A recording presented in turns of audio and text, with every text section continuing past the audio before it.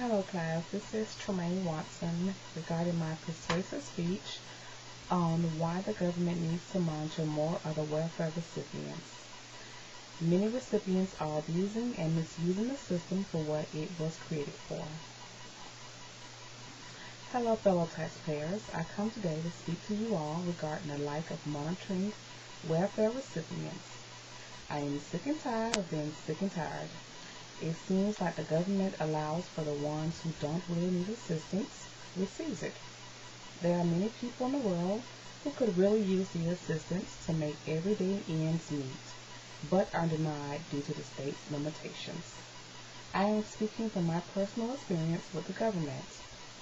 When I was 17 years old, I gave birth to my son. By law, my parents had to allow me to stay with them until the legal age of 18. My parents were great and provided me with the assistance and support I needed.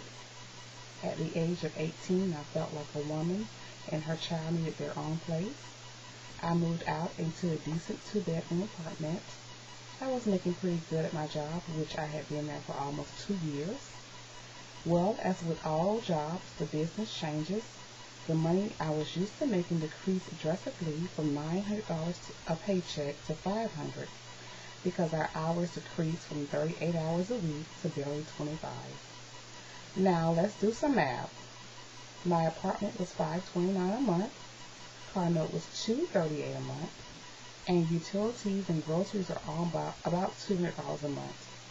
By the grace of God, my parents were still paying my car insurance, and my deceased auntie watched my son.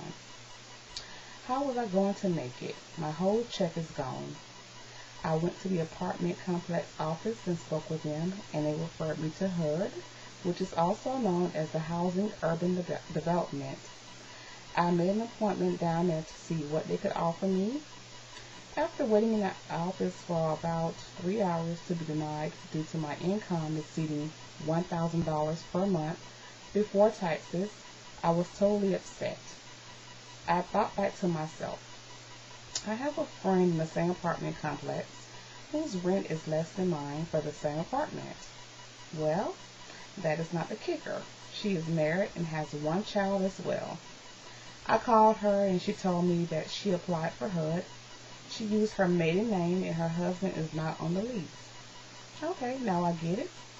Well, I don't have a husband to receive supplemental income from while the government flips the bill for my housing and groceries.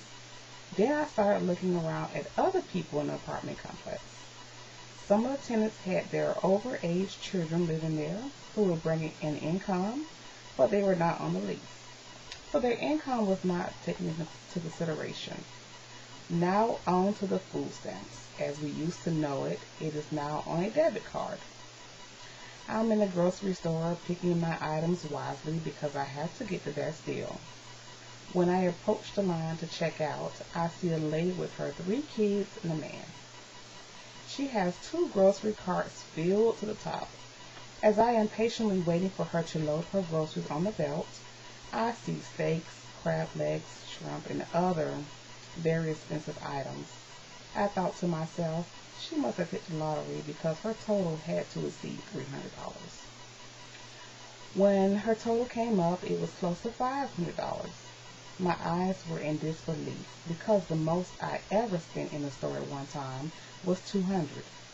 She went to her latest Coach bag with her hair and nails done and pulled out her red, white, and blue card, and it was the EBT card, the new card for food stamps. Did I mention that she had on so much jewelry with a ring on each finger and 5 to 6 necklaces around her neck? Now, how is this? She has a husband or a man at least with her. What is he contributing? Nothing but his time to carry the groceries to the car, which I am pretty sure he will enjoy as well. Speaking of the EBT card that was created to stop the illegal trading of food stamps, which it hasn't, I went to the grocery store one day and I was approached in the meat department by a lady whom offered to purchase my groceries with her card, and I paid her for cash for half of the amount. My first question to her was, why for crack?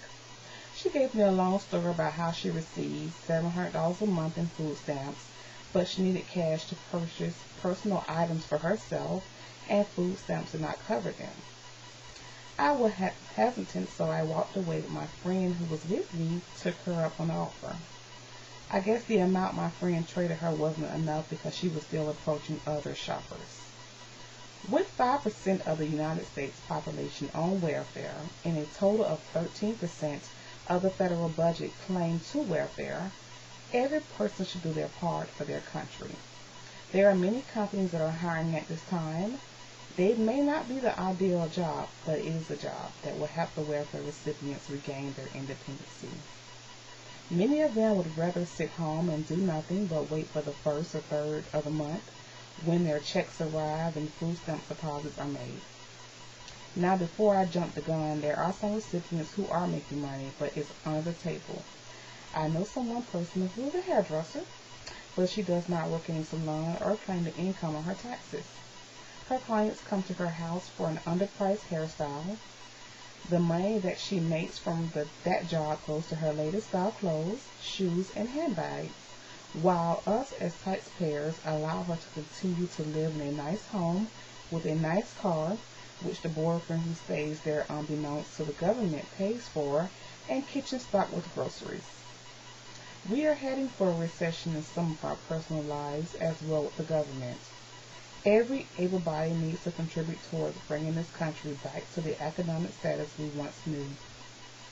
Welfare should only be provided to those who will need it on a temporary basis, ideally for a year. After this time, you're on your own, as a year is a pretty good period of time. This will stop the ones who have been in the system for 5 to 10 years and nothing has changed.